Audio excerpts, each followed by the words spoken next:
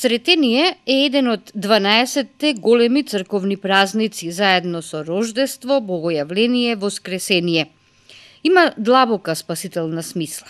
Реалниот настан, врз кој се темели длабоката содржина на овој празник, е расказот за Симеон, кој по неговата средба со Бога беше наречен Богопримец.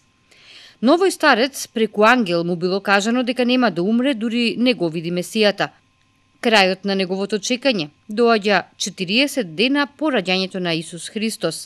Според Мојсеевиот закон, тој ден секое првородено машко дете се носело во Ерусалимскиот храм. Тогаш во храмот се случила средбата на Свети Симеон и Богочовекот Исус Христос, и тоа е првата средба лице в лице на човек со Бога. Длабоката смисла на овој празник се состои токму во таа оттогаш отворена можност за општење со наднебесниот Бог лице в лице.